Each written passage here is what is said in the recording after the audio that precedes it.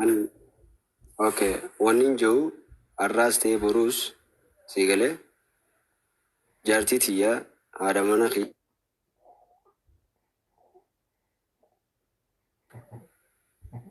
sigale yooni finan bira dhaqees na gammachiisa sigale akkasuma kosiyuti haa ta'u garuu yooni fi isiin dhufte sigale kabajaa kiyyaasi gammachuu kiyya akkasi bartana yaasin akki jenne na dhagaye akki jenne ta'ati dhufuutii fi isiin dhufuu konferansii goonaa jenne dura waan godhamuu qabu goona. Tana jechuu haate tana yoo jette dubbannee jirra. Ustaz mi wanta kadubadon. Umuqanus dhaabadhume umuqanus ittiin citiidha. Umuqanus eedamaa irra walii galee nuti. Haalli naaf ijoolleen karaa nagee harkannaan ni dhufa. Yooni fi karaan naaf hin ijoollee ati dhufa. Inni walii yaasina jechuudha. Yoo haala naamijjeesaatiin hin dhufaan jenne.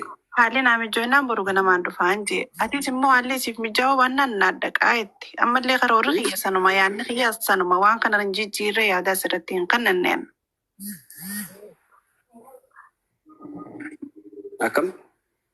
Amma barannee ati dhufee juttiin jiru bara yaasin koomentii dubbate ummaadhaatitu ajaa'ibaa biraa dubbate yaadni isaanii sirrii yaada bareeda isiin dubbannaan koomentii jala namni yesiin baay'inaan namaa tokko akkana jee malee ani yaada hin jijjiirre ani boru ganama karaan naamijjaa'ee galeennaan ammaan tanaan ka'ee karaa galaa deemaa kunoo ammallee karaan naamijjaa'uu baannaan akkuma atiin dhufeetti ni dhuftaadha. Kanuma bakka yaada gabaabsii dhiisii uummanni haa itti fuffatanii dalagaa isaanii bas.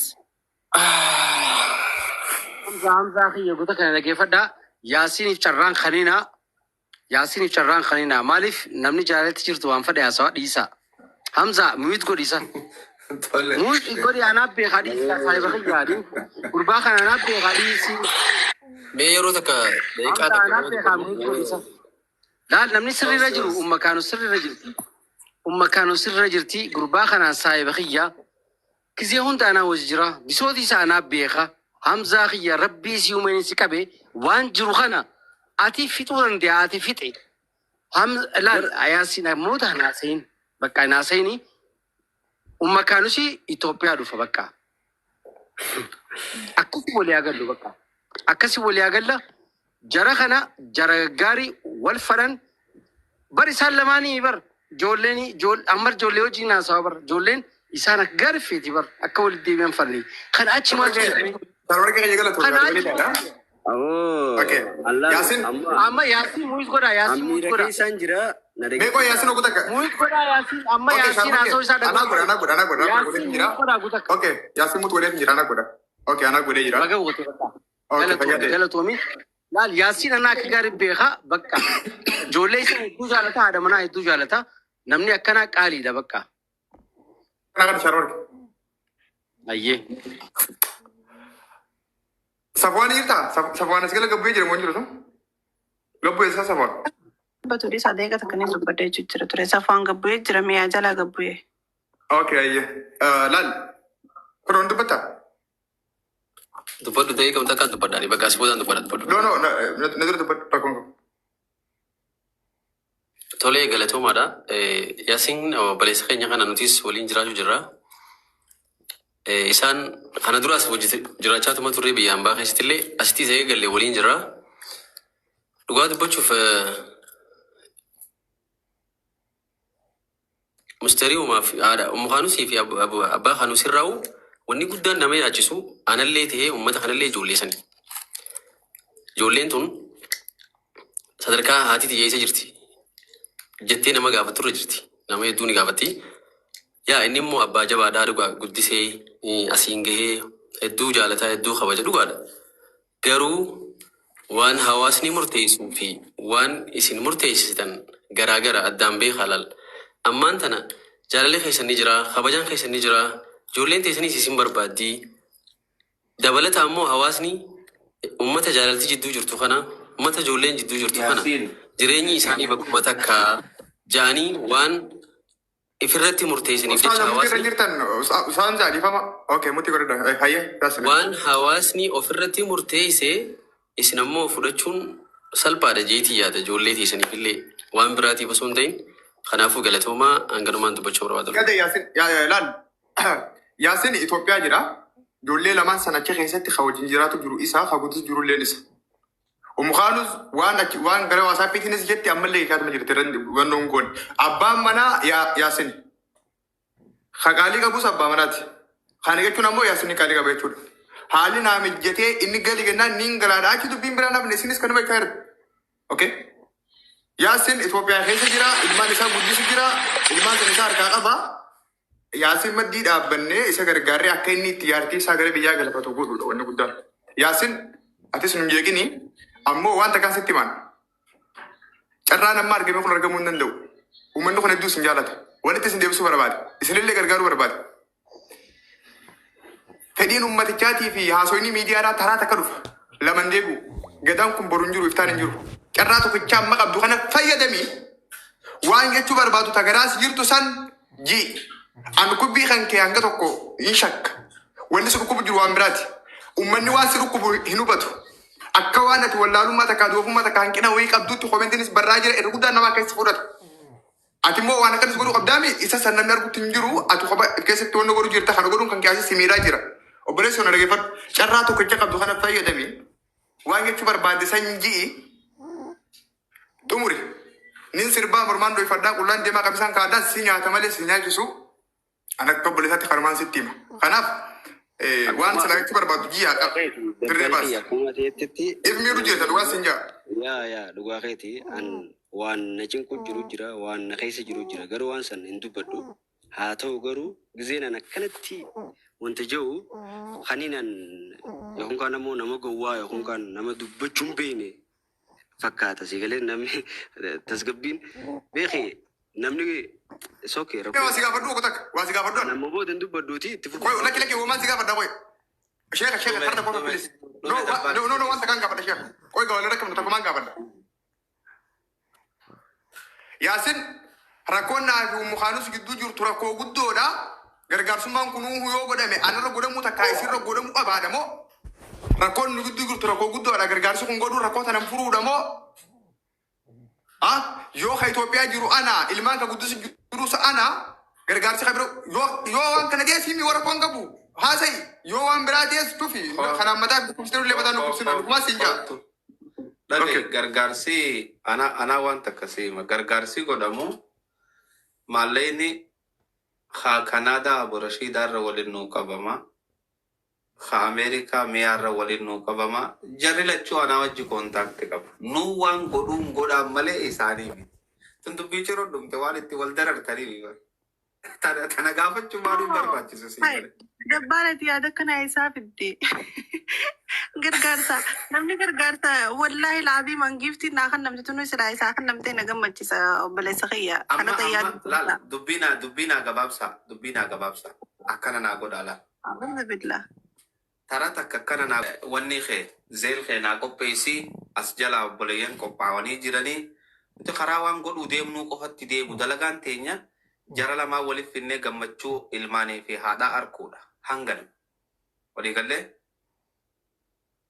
tenki galatoon warri immoo giiftiidhaan gargaarreettanis obboleeyyan keenya irratti ol darbaa gargaarradhaa hagan ma wanni biraan jiru okay waan sirratti seene otomaatika nutti himaa deemtaa miyaa teenya yes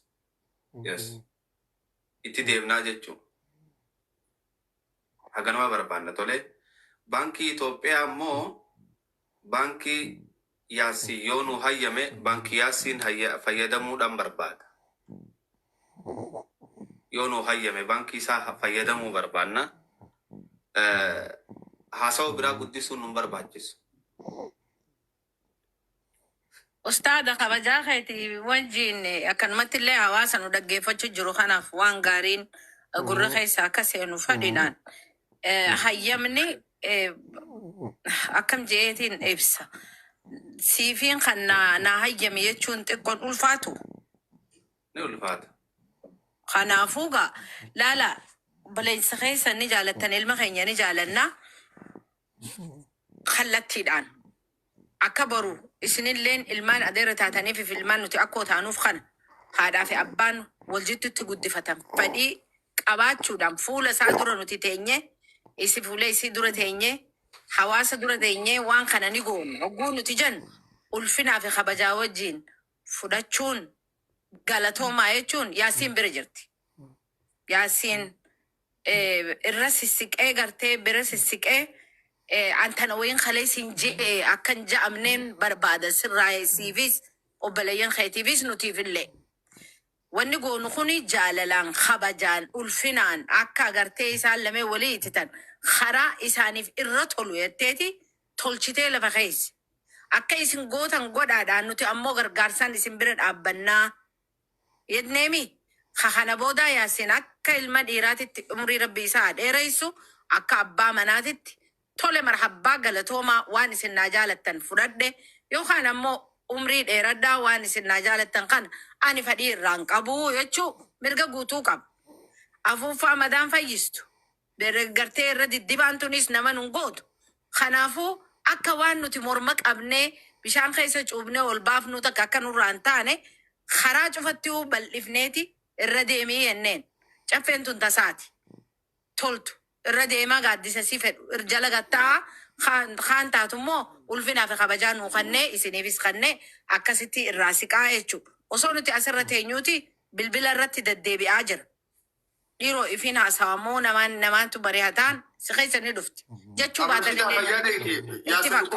Yaasin dhukkuba isaa kana nutti haayimuu gargaarsummaa nuti moota ta'a gargaarsatti Yaasin hin kadhan.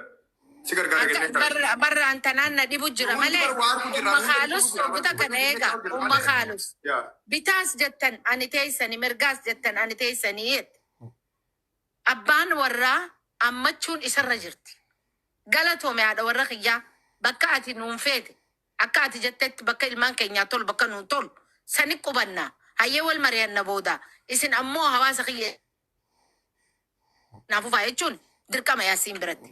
Yookaan hawaasa ani naan taane naa ta'e jechaa itti dirqama gootan kana dhiisa boru seenaan isin gaafatti jechuu barbaadeeti galatoomaa.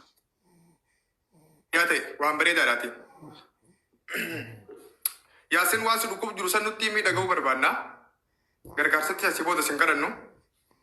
Waan naa yaaddaniif illee galatoomaan jennu uummata kanaan illee. Waan biraa si keessa jira waan si keessa jiru san namni hundi dhaga'uu fedha. Waan san baasi. Jii. Okay, osoo inni hin baasne dura waan akka dubbadhu carraanaa kannaa. Dubbadhu. Tole, laal Yaasiin. Anaatu isa quba qaba. Anaa wajji ammallee isaa wajjin haasa'u jira beektaa. Taara markee harkaa akkas hin godheen lakkee dhiisi. Anaatu akkas godhee dhiisi. Mee innummaan akka jiru sana haa jiru malee dhiisi naas hin jenne. Bara takka wayin isinima waan naan jee jira beektaa. Maal seen beektaa? Inni wanni barbaadu maal beektaa? Hamsaa carraanaa kannitanii? Barbaadu san nutti haayimu uummata dila kanatti Yaasin afaan isaatiin akka barbaadu san. Lakkii wanni himu fadaan ummakaanus waan amma asirratti dubbattu kana sila anniin fadaa lafatti si yoo ta'e dasna jaajoo jira barni. La yaani wanni Yaasin fedhu jiru nama takkaa fuun ifne uummanni guutuun waa Yaasin mee jara nana deeggarta moo nan deeggarta.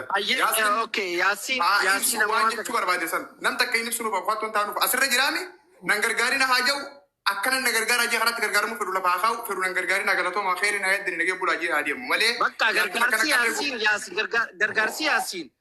Haati ummakaanus Itoophiyaa dhufu qofa bakka gargaarsa. Inni haayimu sanumaa akkatti isaa ta'uu fi Yaasiin amma dubbadhu. Yaasiin jecha kana qofa dubbadhu bakka. Dabbal sirriin jiru ittiin warra Kanaafuu ilma abbaa dhalchaa dubbiin abbaarraa dhufti. Bakka yoo inni dubbanne ijoollee isaati dubbachuu ta'a. Abi meeshar maarkee dhaabbaddu meeshar maarkee. Ijoollee isaati dubbata yoo inni dubbanne. Yaasin dhiiraa dubbadhu dhagahaa akka fedhu sana haayimatu. Yaasiin dubbadhu. Mee guutaa kata Yaasiin isa eenyu? Yaasiin dubbadhu. Egaa nuti dubbanne booda kana dubbanne ijoolleen ta'e akka dubbattu anaa Ijoolleen xiyyaas keessa fidinaa moo ijoolleen xiyya kabajaa qabdi. akka hawaasni kee guddaa si dura taa'u kunoo Yaasiin. Laa isinis kabajaa qabdan lakke jechuun sharmaakee hin baana. Ayyee amma kana haa goonu gaa. Laala umma kaalustis intala teenya obboleettii teenya haadha ilmaan kanaati. Mee isii irratti haa guuta kaas garagallu. Yaasiin jenne xixiqqollee misgaala darree takka bakka gartee silaaf itti barbaannu nuti asiquu dideemi. دقيقة كهني وقتك إسام دقيقة كهني في وين نقول الله أكيد مخانوس كيرو ومخانوس تبني حسابان tole wallaki waan akka cufamuun feene fi anaatu cufamuun hin fedhu illee أوكي beeytaa namni tokko tokko ifirra waan namni je'uunitu isa dhukkubsa. Kanaafuu suni hawaasni irraa laaluun feesisa. Amma umma kaalusiin as kaaya. Umma kaalus hawaasa kiyya galatoomaadha. Gargaarsa isin naa yaaddan itti naafufa akka jettuun sirraa eeguu ture. Yoo ammoo abbaa warra kiyyaa bira dabree hin jiru ulfinessanii na qabe amma eega isin naan jettan waan hin je'uun qaba yoo kayattu ta'e nutti as siqi. Hawaasni dilli taa'ee nu dhaggeeffachuu jiru kuni isin deeggaruu fi gammachuu teessan harkuu fi as taa'u jira. Lafee laagaa seenta akka nuti hin taane mee karaa keetii naannurraa laaffattu gargaarsitti hafuufuun ja'a karaa kiyyaana. Ammallee silaa yaasinumaan dubbatee hin fedha. Ani gama kiyyaan galatoomaa ulfa addaadha. Namni mana kana jiruu fi kan ulaalu jiruu fi kaydillee takka ol darbellee hundi keessanuu galatoomaa. Arrallee borullee namni mush nuti dhabnee takka dalagachuu dhabnee takka dadhabaa taanee osoon taanee bakka takka walitti haa deebinuudha. Innillee nama amata lama guutuu haa qarshii takka nama takka obboleessa takka biyya alaatii kan qabne kanii fi nama takka nama isa gargaaru hin qabne miidiyaa kanarratti ol beekaa takka ilmaan isaa rakkate namni harkin ka'ii isaa rakkate takkaan harkin ilmaan isaa guddifachuu jiru nama gargaarsa namatti illee haajamuu miti. Har'a garuu gargaarsa ja'anii saayibban isaatii fi firri isaa irra mari'ate bakka takka walitti isin deebisnaa gama mijjaayetti ati galuun mijjaa'us inni dhufuun mijjaa'us ja'anii wanni kun eega godhamuudhaaf ka'e hangama kiyyaan haa godhamu itti haafuuf galatoomaan ja'a. Garuu yoo inni kafadhinnaa hin qabne ta'uu inni yaada isaa ibsachuudhaaf mirga qabagaa. Ani qofti murteessuu hin danda'u jechuudha waan kanarratti. Okay, maarra geessan. Tafuun haadha warra akkana itti gaayitii amma kunoo isiniif darbite ulee fudhadha. Kayya yaasin dhageeffanna waan amma mukaan sugitte kanarratti yaasin mu dhageeffanna wanni irra geeffitan asuma jirra as keessaa bahuu dandamne mallee. Hayyee yaasiin dubbadhu karaa takkatti tarraa boodaa dubbadhu. Tarraa boodaan hin dubbaddaa. An haati mana kiyyaa sokkiteetii biyya kanarraa baate saniifuu namni sokke manguddootu galchaa. Yaasin tiyya kaayirottis sokkite saniifuu Itoophiyaatti akka naa deebistan kabajaa fi jaalalaan isin gaafadha. Akkasi.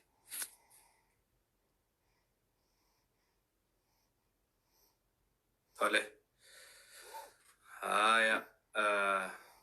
Amma gaakki jennu hawaasaanis ni dubbanna. Namni wajjitan taa'aa jiru, katti haasawaa jiru, nu hanga kanaa miti beektaa nuti hawaasatti haasawaa jirra. Nuti ekki jenne